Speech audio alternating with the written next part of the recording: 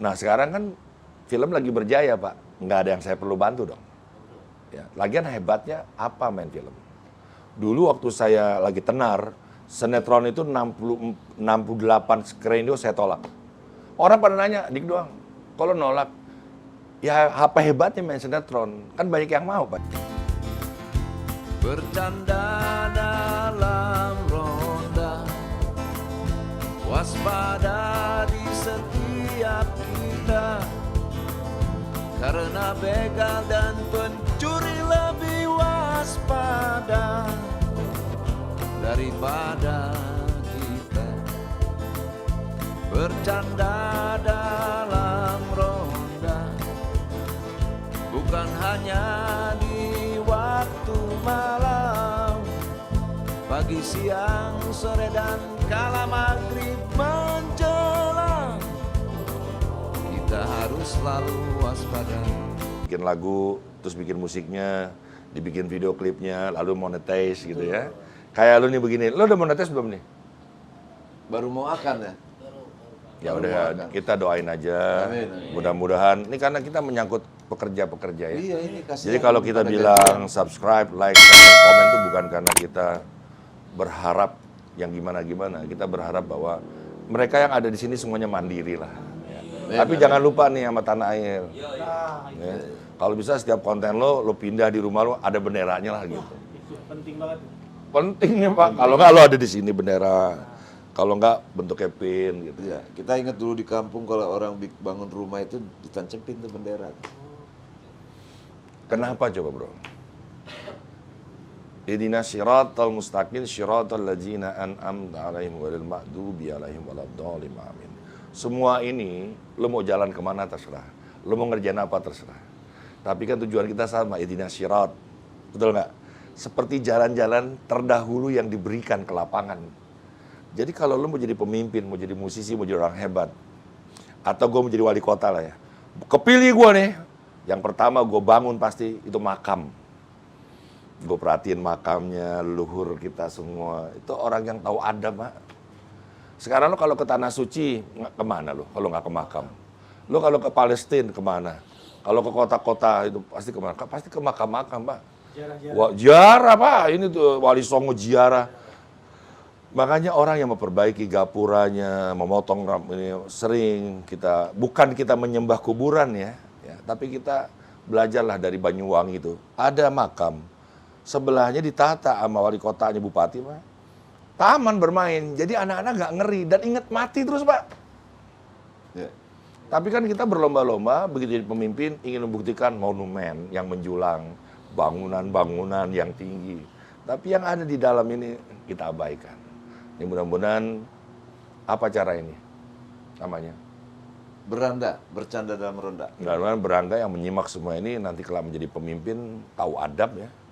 Ya kita mau berdoa, ya Allah saya pingin gitar tapi doain dulu orang tua lo. Kan gitu ya. Kalau nggak ada orang tua lo kan putus nasabnya kan gitu ya. Iya. Gitulah. Kita serius begini ya. Wah, seru sekali nih. Apakah dari teman-teman yang 4.000 ini mau nanya nih? Mungkin dari Pak Rektor tuh.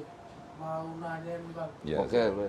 Nomor punggung berapa? Nomor punggung. Nomor punggung nomor 13. 13. Ini orang boleh siap, orang jawab dah. Nama. Nama Adal. Status.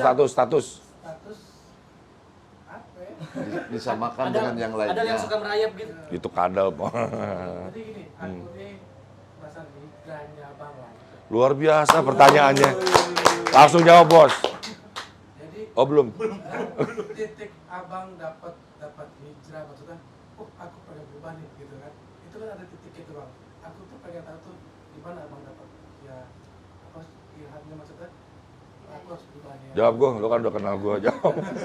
Kayaknya dia lagi bangun tidur kayaknya. Kalau jawablah, Udah ya. biar lebih detail. Puas ya jawabannya. Kalau enggak tuh WC tuh. Coba Tinus lu jawab. Kali lucu nih kali jawabannya lucu. Coba Dus. Pas lagi makan, habis makan, kenyang sendawa di situ. Oh, itu. Puas ya kamu puas ya? Puas. Ya udah, karena gua kalau nggak puas karena gua bukan alat pemuas juga. Ya. Mungkin ada pertanyaan lain mungkin. Itu masih penasaran, kasihan lah. Kasihan itu. Loh, nanti kalau gue jawab yang benar, pertanyaan lu dua ini yang nakal nggak dimasukin, Pak. Jadi pertanyaan kedua deh. Pertanyaan kedua, oke. Ini sama pertanyaannya. Ayo pertanyaan kedua setelah itu. Karena yang tadi udah. Ya oke. Bagaimana cara kita bisa menikmati seni beribadah? Noh, ada lagi. Kalau bicara seni itu adalah sebuah keindahan. Terkadang saya ketika datang itu rasa ingin soal Allah lah ya. Karena ada kebutuhan di hati ini, ada kebutuhan spiritual. Jika datang rasa spiritual itu bagaimana cara saya bisa menikmati keindahan yang seni tadi? Susah. Jangan dibuka ruang pertanyaan lah. Romi mau jawab Romi. Monggo. Romi jawab, Romi. Ini harusnya bikin lagi besok yang jelimet-jelimet tuh pertanyaan itu. Luas sih beliau ini nanyanya. Nih dia seorang sutradara ya. Iya. Dia seorang produser dan dia seorang director juga. Dia meletakkan kita di sini ya. Tadinya dia pingin di bawah, tapi hujan ya. Iya. Apa sih yang tidak indah dalam hidup ini pertanyaannya? Politik aja itu adalah cara indah mempengaruhi orang. Seni cara mempengaruhi orang. Ya, jadi kalau sekarang ini udah nggak ada seninya, Pak. Udah nggak ada keindahannya mempengaruhi orang. Ya, langsung main maki-maki, langsung bikin hoak gitu, nggak ada gitu. Apalagi lu bicara tentang sholat, tentang ibadah, itu adalah keindahan. Paling tidak kau yakini kau sedang menemui yang maha indah. Dan hebatnya beliau ini adalah seniman. Ya, dia mencintai keindahan. Biasanya orang yang menyintai keindahan, dia seorang seniman, kalau sudah berjumpa dengan Allah, dia akan lebih cepat husulnya berjumpa dengan Allah. Believe it or not. Banyak teman-teman gue yang begitu. Ya, bahkan dia seorang pelukis.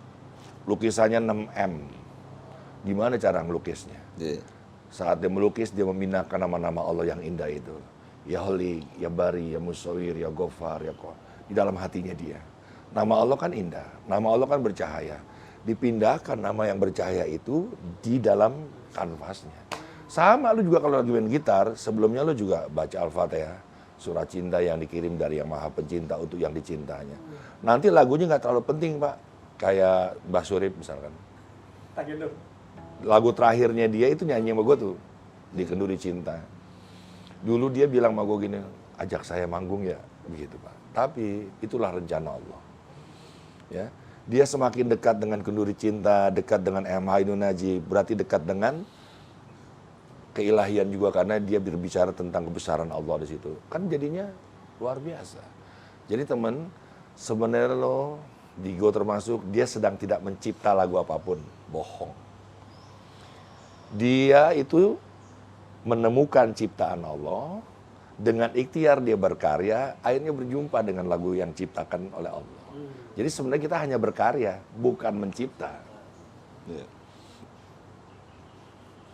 Ya, jadi ketika kamu tentang sholat sekarang,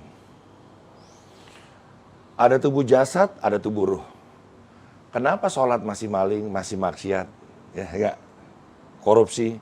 Karena dia hanya menyolatkan tubuh jasadnya aja, tubuh ruhnya nggak disolatin.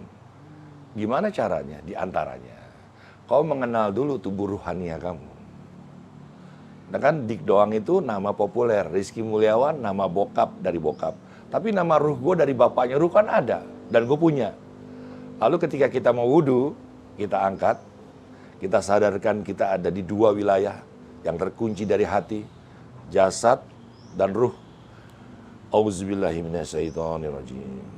Lalu, asyhadu an la ilaha illallah, asyhadu anna Muhammad Rasulullah. Lalu, Allahumma sholli ala sayyidina Muhammad wa ala sayyidina Muhammad, baca Al-Fatihah. Jadi begitu kita baca auzubillahiminasyaitonirrajim, kita terkunci. Ya, terkunci dari segala pengaruh buruk termasuk iblis setan yang terkutuk. Lalu kita bersahadat, kita menyucikan lagi darah kita yang terlalu dunia dan menatap dunia. Lalu kita ajak dia bertawaf kembali. Lalu kita membaca Sholawat, bukankah itu manusia yang paling mulia, yang Allah saja dan para malaikat juga bersolawat. Yang tidak mau bersolawat itu cuma iblis, Pak. Jadi kalau kita tidak bersolawat, kita termasuk kelompok yang tadi. Ya. Dan dialah yang menemukan cahaya di antara kegelapan dunia ini. Ya. Surga itu terisi tanah yang subur, tapi di dalamnya banyak pohon yang kering. Gimana tuh? Surga itu terisi oleh tanah yang subur, tapi tumbuh pepohonan yang kering. Kenapa begitu? Tergantung kita. Kalau kita bersolawat, jadilah daun. Kalau kita berzikir, jadilah dia buah. Jadi surga itu tergantung kita. Tergantung perilaku kita. Betapa indahnya kan kita bicara tentang keindahan surga, jannah, taman yang indah. Lalu ada orang sholat sebagai pengguguran kewajiban. Di mana indahnya? Lalu sholat, dia adalah kebutuhan seperti makan, tidak makan. Lalu sholat itu adalah cara bercinta. Paling tidak kita ingin mencuri perhatian. Lama-lama sholat itu adalah hamba menghambakan Tuhannya. Lama-lama sholat itu cara kita memuji Tuhan kita. Dan sholat itu nanti kamu akan ditanya di 5 etape yang panjangnya 2 kali bumi. Dan kamu berjalan di atas batangnya neraka yang berduri. Wah, jauhnya luar biasa, Pak. Setiap posnya ditanya sholat, ditanya sholat, ditanya sholat, ditanya sholat, ditanya sholat. Apa kalau nyampe jalan 2 kali bumi itu? Bisa saja melalui perjalanan ruhania, melalui 2 kepakan sayap kebaikan dan kebajikan. Atau kamu dengan kuda pacu kamu. Atau kamu jalan kaki dengan kaki telanjang. Mana yang selamat? Kita akan bahas itu kapan-kapan ya. Dalam itu, Pak. Itu nanya kepanjangan, Pak. Wow, episode belakang. Panjangan. Jadi Oke. memang sholat itu ada tahapannya, artinya ketika kita melaksanakan sholat pertama, kita akan mendapatkan sesuatu awal surga, maka ketemu keindahan masing-masing setiap kali kita sholat. Kita ulang lagi karena kamu nggak pakai mic dan Ya, saya sih dengar itu. ulang lagi. Suara saya. Lo gini deh, maju ke depan ini. Di meja begini, Pak. Sekali-sekali biar kayak gambarnya. Ini saya sambil Enggak apa-apa, enggak apa-apa. Kenapa lo lepas itu? Nah, gini nih. Ambil sedikit ya. Yuk. Enggak gini aja begini. Ah, gitu, yuk. nadanya begini. Iya, enggak apa-apa. Ya. Nggak apa-apa. Berasa aneh ya aku ya. Oke. Jadi maksudnya berarti dalam setiap sholat kita akan selalu menemukan sesuatu hal yang baru dirasakan. Misalnya seperti tadi yang diceritakan bahwa ketika sholat kita tahu kenikmatan seperti sholat di surga, batang ketika sholat, zikir, dapat buah gitu. Berarti apakah memang kita diwajibkan sholat setiap hari itu untuk melengkapi kekosongan itu dan menjadi Jadi sebuah pohon? surga itu buat kita. Bahkan Allah memaksa kita harus masuk surga. Dibuatlah aturan rukun Islam, syahadat, sholat. Itu betapa cintanya Allah kepada kita ya. Dipaksakan itu sebagai sebuah syarat, sebagai rukun. Jelas? Betul. Ya. Lalu kan di dalam sholat itu ada surat cinta yang dikirim dari yang maha pencinta untuk yang dicintanya saja. Namanya Al-Fatihah. Ya. Lo kalau tahu tentang Al-Fatihah ini, rasanya ini adalah kita bercakap-cakap dengan yang maha menciptakan kita. Ya. Ya. Atau gini lu deh, lo anggap Allah ini kekasih. Ya. Lo pernah punya kekasih? Pernah. Lo datang apel. Begitu lo ketuk, lo pasti nanya kan, Bapak sama Ibu ada nggak? Gitu ya. Allahu Akbar kabir walhamdulillah. Pasti pelan, enggak dijohirkan. Diem gitu. Bapak ada nggak? Ibu nggak ada. Wah, asik. Baru lo ngomong Bismillah gitu ya. Kasar begitu ya. Dijawab dong ya, sama kekasih. Terus surat kedua, lo pasti milih dong. Lo mengadu dong. Lo pilih misalnya lo dihina sama orang.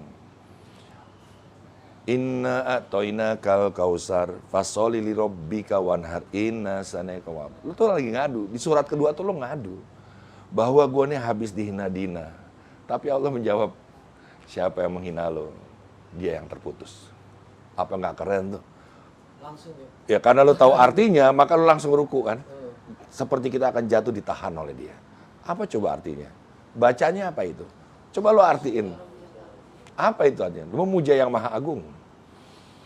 Lalu lu turun lagi sujud. Apa itu artinya? Coba lu baca. Apa ya coba itu artinya? Intinya lu sujud di tempat yang paling rendah, serendah-rendah intinya. Kalau lu masih direndahkan juga oleh orang lain, di hadapan lu tuh ada yang maha tinggi. Jadi lu nggak usah ngomong, nggak usah tangan lu berkecamuk, Allah akan mengurus. Tapi herannya orang yang sholat, harusnya kan dia sabar. Harusnya lahir dia tidak pemarah. Tapi kenapa dia sholat jadi pemarah? Berarti ada yang salah dong sholatnya. Jadi ciri-ciri orang sholatnya payah, dia pemarah. Oh iya. Karena dia pernah melakukan merendahkan diri. Iya sudah sederhana. Jadi aneh. Jadi sebenarnya di dalam sholat tuh banyak sekali. Karena ini tema kita bukan tentang sholat ya. Gue langsung cepet-cepet aja. Salam. Salam kanan kiri. Lu kepada siapa? Nah, ditujukan kepada siapa salam ke kanan ke kiri. Kan begitu kan ya. Sementara doanya kan assalamualaikum ayyuhan nabiyyu, artinya ada salam yang disampaikan. Maka ketika mengakhiri sebuah sholat, salam ke kanan ke kiri ditujukan kepada siapa? Itu kan tuh sebenarnya itu percakapan Rasulullah ketika bertemu dengan Allah. Kita ulangi lagi itu di dalam sholat kita. Makanya kita sampai terakhir tuh harus tetap menjaga kestabilan kita untuk fokus. Kita memang tidak disuruh khusyuk. Ya, diakhiri dengan salam. Salam ini kita menyapa Allah. Lalu kita menyapa kehidupan, termasuk manusia, termasuk kekasih Allah. Atau kita diajak jalan-jalan sama Allah, melihat tetangga kita yang susah. Kalau dia tidak berpakaian, berilah pakaian. Kalau dia belum makan, berilah dia makanan. Jadi kalau orang sholat itu, bukan aja mencegah perbuatan keji dan munkar, tapi dia punya kebaikan bagi kemaslahatan orang banyak. Lo sholat, habis sholat lo jikir, orang teriak tolong, tolong, atau gotong royong, lo malah memperkeraskan jikir lo. Itu bukan orang soleh itu Pak. Orang salah berarti. Orang salah itu Pak. Iya kata Allah, aku ini sudah mulia. Kamu nggak perlu muliain aku, tapi kalau kau ingin kemuliaanku, kau muliakanlah hamba-hambaku, baru kau berikan kemuliaan. Tapi sholat itu wajib Pak. Gitu loh. Wajib. Saking cintanya Allah kepada kita, dipaksa lagi sekali lagi. Itu penting ya. Oke, mantap. Udah masih panjang apa habis nih? Diselesaikan aja dulu. Apa beliau mau berangkat ke Jerman? Oh, selesai. Belum di Iya, terima kasih. jam 2 tadi gundur. Jam 2 ya. Wah. Mungkin ada dari ini Tinus Nasrul nih. Nasrul biasanya agak liar, sekarang kok jadi baik gini nih. Baru. Yang perempuan juga nanya yang Enggak perempuan. gini Bang, beliau ini kan konten-kontennya yang bohai-bohai. Itu gimana tuh? Produser langsung tepuk Maksudnya kue bolunya bohai-bohai gimana itu? Gimana tuh? Tolonglah. Soal konten. Gimana? Tanya gimana caranya bertobat. Iya sih. Harus segera. Enggak, itu bercanda. Itu pasti punya sesuatu lah. Jadi paling sih konten sih bau-baunya lebih dewasa, cuman satu sisi kadang ya benar tadi kata Om, kadang sholatnya kadang-kadang gitu. Terus bingung mau apa? Harus bagaimana gitu? Harus bagaimana? Ya aku rasa aku juga orang yang sering bermaksiat ya. Aku nggak suci lah. Tapi jangan khawatir teman-teman. Maksiatnya orang bermaksiat itu adalah orang yang telah berputus asa dari pintu maafnya Allah. Ya. Jadi Allah itu namanya yang ke-14, Rahman, Rahim, Malik, Kudus, Salam, Mu'min, Muhaimin, Aziz, Jabar, Mutakabir, Al-Khaliq, Ya Bari, Ya Musawir, Ya Ghafar. Ya Maha Pemaaf. Ya. Lalu di 34 nama dia Ya Ghafur, yang Maha Pengampun. Lalu di 82 dia namanya Al-Afu, yang Maha Memberi Ampunan. Jadi kalau kita ini kotor, jangan berputus asa untuk bertobat ya. Kau pikir wali-wali itu orang suci? Wali itu ada PSK Pak. Ya, PSK yang ngasih minum anjing, seekor anjing, dia penghuni surga. Tapi bukan berarti kita harus melacur. Sudah ada contohnya. Bacalah buku sejarah itu agar kita tidak masuk ke dalam lubang yang sama. Ya, yang sekali lagi yang tidak pernah berdosa itu Nabi dan Rasul. Tapi wali-wali itu bisa aja seperti Digo yang pernah melakukan kesalahan. Tapi setiap kesalahan dia bermunajat kepada Allah lalu beribadah. Ibadahnya itu yang sangat, ya Allah, jatuh dia tersungkur, lunglai tak berdaya. Tapi kalau kita bukan kekasih Allah, bukan wali Allah, kita menganggap, gue udah gak dimaafin lah, gue terlalu kotor. Nah, itu. Jadi sekali lagi, sudah kita bahas tadi, andai kita agama Islam, punyalah kita karakteristik yang pemaaf sama orang. Ya. Berarti itu yang suka rapat di gedung DPR, terus dia marah-marah, baku hantam, sholatnya nggak benar berarti Om? Kita harus lihat, membahas sesuatu dengan kontekstual, ya. Tidak dengan itu terus lo contohnya ke DPR MPR. Ya. Kau pikir orang DPR MPR itu jauh lebih cerdas dari dirimu? Ya, pertanyaannya juga apakah lo tuh orang bodoh? Iya. Lah, orang bodoh itu siapa? Orang bodoh itu orang yang merasa dirinya paling pintar, itu orang bodoh. Orang bodoh itu bukan orang yang nggak bisa matik-matik, bukan orang yang nggak bisa gambar. Orang bodoh itu hidupnya sehat tapi nggak bermanfaat. Ya dong? Ya. Orang bodoh itu yang sudah tahu dirinya salah tapi menunda maafnya itu orang bodoh, Pak. Orang bodoh itu lo masih ada kedua orang tuanya tapi menyia-nyiakan, Pak. Itu orang bodoh. Jadi apakah DPR, MPR lo nganggap dia orang cerdas? Ya. Tunggu dulu Pak babnya, Pak. Tunggu dulu babnya. Ya. Orang pintar kan di teman sekelas kita banyak tuh kita temuin.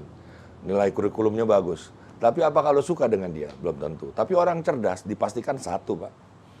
Kalau orang pintar pasti diurut sampai 10. Tapi orang cerdas siapa? Boleh jadi dia ketua kelas kita.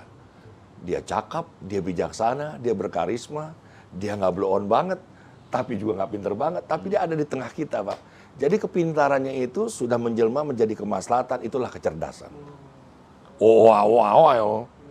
Ih, muka lo bercahaya, men. Lampunya terang banget. Enggak. Kenapa harus DPR contohnya, Nus? Wakil rakyat, Pak. Sedikit, Pak. Wakil rakyat. Wakil rakyat seharusnya ya. Wakil rakyat Seharusnya merakyat, jangan tidur waktu sidang. Nah, boleh jadi dia lebih pintar dari kita, tapi kena penyakit gula dia. Tidur lagi sidang ya kan? Tidur. Kebanyakan tidur, ngantuk aja. Berarti gitu. di sana Perjalanan jauh, Pak. ya, ente sendiri yang milih mereka. Ini nggak apa-apa nyebut produk nih. Nggak apa-apa. Antimo. Mudah-mudahan produk-produk lain selain Antimo mau ya. Iya. Sekalian Tenang. aja Pak, sekalian. Daftar ke sini. Iya. Mau endorse lah ya. Endorse. Wah, udah cukup lumayan ya. Apa ada lagi? Saya mau tanya, kenapa nggak main film lagi? Nah, Itu kan ditunggu loh film-film. Ya ambil Mas gambarnya yang nanya. coba. Tuh, HP-nya. I- Om Dik, bikin film lagi dong. Bikin Ya ambil itu nanya. Kamera. Nanya, cakep masalahnya. Asik. Ayo gimana? Iya, Om Dik kenapa nggak main film lagi? Kenapa? Tapi kisah nyata ya. Dari kisah nyata sama kisah hijrahnya. Wih, Iya ya. Iya, Loh, dibikin kenapa nih, Om? skenario sendiri apa gitu. Om, aktornya dia, sutradaranya dia, produsernya dia, semua ya. semua. Jackie Chan dong. Bisa lah. Atau kita produsernya. bisa. Enggak. Dulu saya pernah main film ketika film Mati Suri. Ya, dibayar pun saya balikin amplopnya. Iya. Karena saya membantu dunia perfilman. Tanya Mira Lesmana, ya, tanya Rijal Mantovani, tanya Nins, ya. Satu lagi ada siapa gitu. Saya bantu. Nah sekarang kan film lagi berjaya Pak, nggak ada yang saya perlu bantu dong. Ya, lagian hebatnya apa main film? Dulu waktu saya lagi tenar, sinetron itu 68 skenario saya tolak. Orang pada nanya, Dik doang, kalau nolak, ya apa hebatnya main sinetron? Kan banyak yang mau Pak ya. Ya. Nah kala itu juga film mulai jalan. Allah nguji, siapa yang mau main film? Pada nunjuk semuanya. Dik, kalau nggak nunjuk, emang kenapa? Ya kan keren, walaupun nggak dibayar. Ya apa kerennya? Kuntilanak main film, ya kan? Suster ngesot main film, ya kan? Betul nggak Pak? Gondoro main film, ya kan? Biasa-biasa aja gitu. Ya, terus Allah ngomong lagi, siapa artis yang ingin bikin sekolah gratis, urus sendiri, bayar sendiri. Gue lihat kanan kiri nggak ada yang nunjuk Pak artis-artis. Gue nunjuk. Teman-teman nanya, kalau nunjuk, lu nggak nunjuk? Gue bilang gitu. Terus gimana caranya? Ya gue nggak tahu. Kalau nunjuk, ya gue nggak tahu. Malam ketemu sama Allah. Allah tadi saya nunjuk, saya tahu. Terus gimana cara kamu ngurus? Saya nggak tahu ya Allah. Bilangin sama yang lain. Saya ini maha mengetahui. Kalau kamu nggak tahu, nanti saya kasih tahu jalannya. Sampai sekarang nih kandang jurang 20 tahun. Dia tetap berjalan. Ya. Udah nggak main film, udah nggak main apapun gitu, tapi tetap hidup. Jadi sebenarnya jangan konyol. La wala quwata illa billah. Yang membuat gue sholat, membuat gue tenar, membuat gue dulu main film, itu bukan gue. Allah. Ya, jadi jangan lagu-laguan juga aku bisa melakukan ini atas kandang jurang doang sampai 20 tahun. Allah juga Pak. Yang menerima lu nih, yang gue nggak kenal ya, selain Digo ya. Karena gue melihat Allahnya aja bukan melihat lu. Jadi hidup gue sekarang adalah Allah is my audience. Untuk Allah saja. Ada ini buat penutup ya. Ya. Buat penutup ya, nggak apa-apa ya. Iya dong. Siap. Kalau marah lagi. Siap. Ada diam dan jalan yang dicintai oleh Allah. Allah sangat memuliakan dua hal ini. Yang pertama, jalannya seorang anak muda yang pamit dari rumahnya, mencium kedua orang tuanya, mencium tangannya untuk menuntut ilmunya Allah. Jelas ya? Nah, gua nih bukan anak muda yang tadi, tapi yang kedua. Orang tua yang berdiam di rumah, yang kerjaannya bukan hanya dari rumah musola, tapi membuka pintu hatinya, membuka rumahnya, lalu menerima siapa aja orang yang hadir untuk menimba ilmunya Allah. Jadi di dua jalan keberkahan, jalan dan diam itu, gue mengambil wilayah yang kedua itu. Jadi gue anggap kau adalah orang-orang yang sudah pamit kepada kedua orang tuanya, berdoa untuk memulainya, untuk mencari kesejatian ilmunya Allah. Lalu aku menjadi orang tua yang menerima ini semua. Mudah-mudahan teman-teman juga bisa berlaku seperti itu. Karena ketika kita punya ilmu, ditanya ilmu kita. Kalau kita jago perlistrikan, jangan dari rumah musola, itu benar. Dulu kemana aja ente? Sekarang begitu ente di rumah, buka pintunya. Ajarkan tentang kelistrikan, ajarkan tentang perikanan, ajarkan cara nyanyi yang baik. Apakah dia nanti bisa bersuara dengan lantang di akhirat nanti? Boro-boro Pak. Mulutnya terkatup. Tapi saksi orang tunarungu diajarin nyanyi sama dia. Go, lu bercanda, lu tuh orang tunarungu lu ajarin nyanyi. Bukan, gue gak melihat dia cacat. Allah ciptaannya sempurna. Tapi ketika gue nyanyi sama dia, gue merasa dia adalah juru bicara kita nanti di akhirat. Gue nggak bisa berbicara, nanti dia tiba-tiba yang nggak bisa berbicara di dunia lancar bos ngomongnya.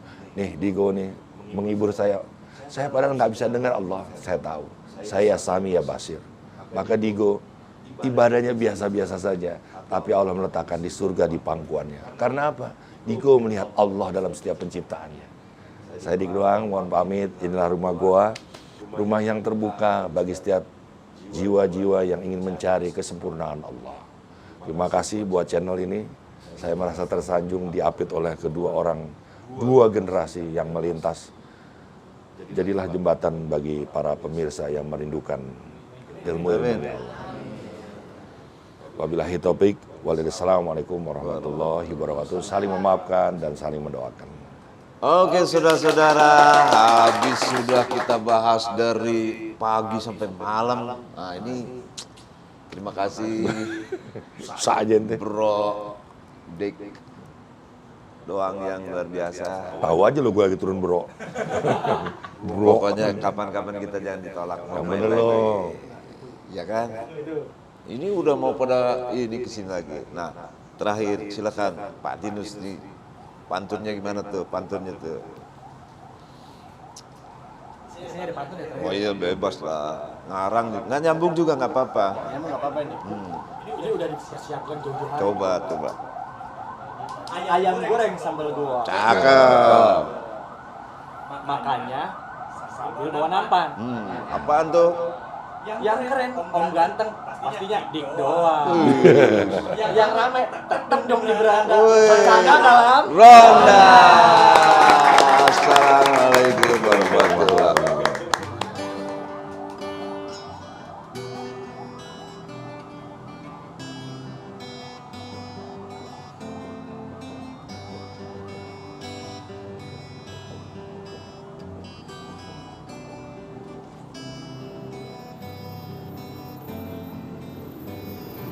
Hidup ini penuh ujian, penuh cobaan, tak perlu bersedih. Ayo Bang. Oh iya. Hidup ini kadang ada hitam, Ya. kadang ada putih, kadang bercahaya. Tinus. hidup ini jangan disesali, kaya atau miskin, sudah biasa. Da-da-da-da-da. Da-da-da-da-da. Kalau bikin podcast, ya kau bikin saja. Cerdaskanlah manusia, jangan berhawak yang nge-lag. Ayo, siapa lagi? Da-da-da-da. Da-da-da-da. Da-da-da-da. Jadi orang mesti pinter, jangan bodoh karena lahirnya dari Allah. Luar biasa tidak. Ikhlaskan sayang, ikhlaskan saja, ikhlaskan saja, ikhlaskan saja.